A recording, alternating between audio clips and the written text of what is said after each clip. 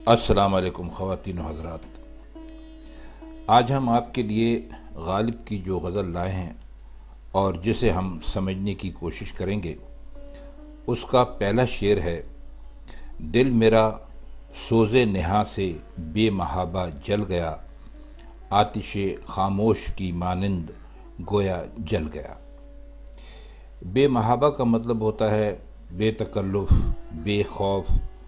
بے دھڑک، اور سوز نہا کہتے ہیں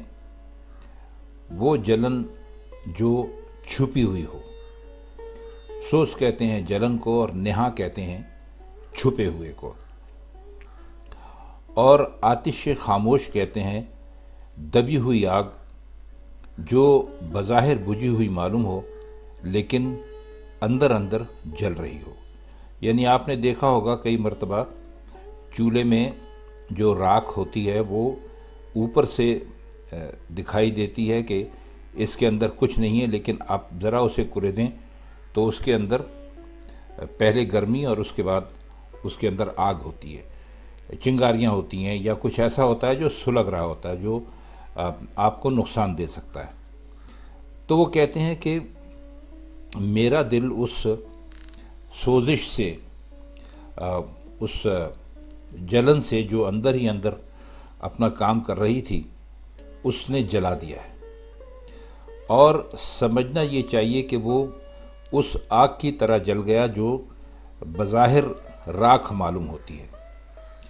لیکن اندر اندر برابر جلتی رہتی ہے۔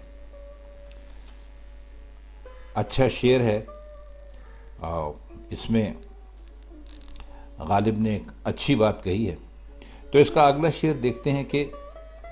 دل میں ذوق وصل و یاد یار تک باقی نہیں، آگ اس گھر میں لگی ایسی کہ جو تھا جل گیا، آگ اس گھر میں لگی ایسی کہ جو تھا جل گیا۔ اب ذوق وصل یعنی ملاقات کا شوق، اور یاد یار یعنی اپنے محبوب کی یاد آنا، اور اس میں کوئی ایسا مشکل لفظ ہے نہیں کہ جس کے ہم آپ کے لیے معنی پیش کریں۔ تو کہتے یہ ہیں کہ میری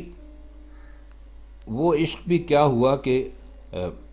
جس میں محبوب کی یاد اور ملاقات کا شوق بھی سلامت نہیں بچا۔ معلوم یہ ہے کہ یہ دونوں چیزیں عشق کا مقصد اور مطلب ہوتی ہیں۔ تو اس سلسلے میں شعر کی دو معنی کر سکتے ہیں۔ پہلا تو یہ ہے کہ عشق نے دل کو اتنا زیادہ گھیر لیا، اسے چاروں طرف سے اتنا ڈھانپ لیا کہ محبوب کی یاد اور ملاقات کے شوق کے لیے گنجائش ہی باقی نہ رہی، یعنی دل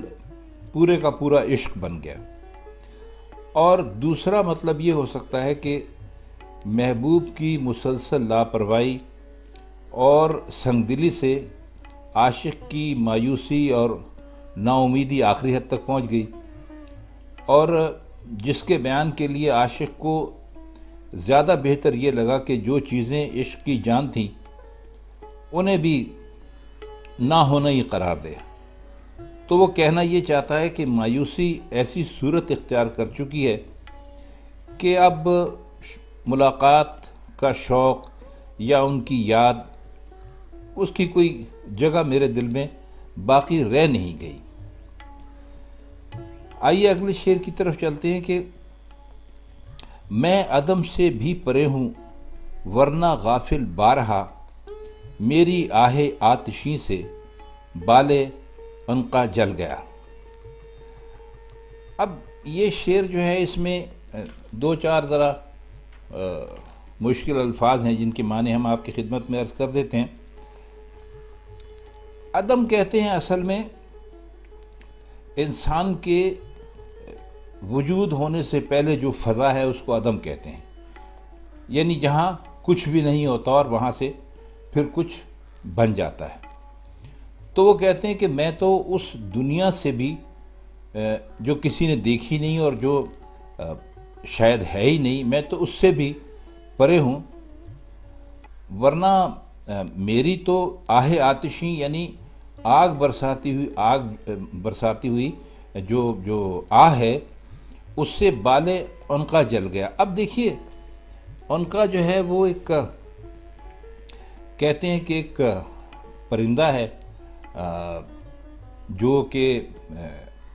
کبھی کسی کو ملتا ہی نہیں، تو وہ کہتے ہیں کہ میں تو اتنی سرد آہ میں نے بھری ہے کہ عنقا کی طرح اپنی ایجاد جو ہے اس کو، یعنی جو انسان کا وجود ہے اس کو بھی پیش کرنے سے میں بے پرواہ ہوں، اور میں تو عدم سے بھی آگے رہنے والا کوئی ہستی ہوں، اور بجائے خود میں خود ایک دنیا ہوں۔ تو بس اس شعر کا یہی مطلب ہو سکتا ہے کہ وہ یہ کہتے ہیں کہ بس ایک میرے اس گھر میں، میرے اس دل میں ایسی آگ لگی کہ جو بھی تھا وہ ختم ہو گیا ہے، اور اب میرے پاس کچھ بھی باقی نہیں ہے۔ اگلا شعر ہے، عرض کیجے جوہر اندیشہ کی گرمی کہاں، کچھ خیال آیا تھا وحشت کا کہ صحرا جل گیا۔ اب اس میں ایک لفظ ہے جوہر اندیشہ، دو الفاظ ہیں، اس کا مطلب ہوتا ہے سوچ بچار اور غور و فکر کرنے کی خوبی۔ تو بس وہ یہ کہتے ہیں اپنے لیے کہ میرے اندر جو یہ جوہر اندیشہ تھا، جو سوچ و بچار کی گرمی تھی، اب وہ ختم ہو چکی ہے، اور میں اب کہتے ہیں کہ میں اس کا کیا کروں، اسے کیسے بیان کروں۔ میری صورت یہ ہے کہ وحشت کا خیال آتے ہی میرا تو صحرا بھی جل کر خاک ہو گیا۔ اب وحشت میں اگر صحرا میں گھومنا ہی تھا تو صحرا جو تھا وہ میرے اس جوہر اندیشہ کی گرمی کا تصور تک برداشت نہیں کر سکا۔ تو آج کے دور میں آپ یہ دیکھیے کہ جو جوہر، یعنی آپ اس کو ایٹم سمجھ لیجئے، تو اس زمانے میں غالب نے اس کا یعنی بیان کر دیا تھا ایک طرح سے کہ آج بھی آپ دیکھیں تو اس کا جوہر اتنا ہولناک ہے کہ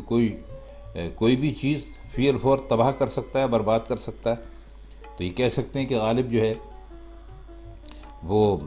آنے والے وقتوں کا بھی کچھ نہ کچھ انہیں اللہ نے ایسا وصف دیا تھا کہ خیال رکھ سکتے تھے۔ اگلا شعر ہے کہ دل نہیں تجھ کو دکھاتا ورنہ داغوں کی بہار، اس چراغاں کا کروں کیا کار فرما جل گیا۔ چراغاں کا مطلب ہوتا ہے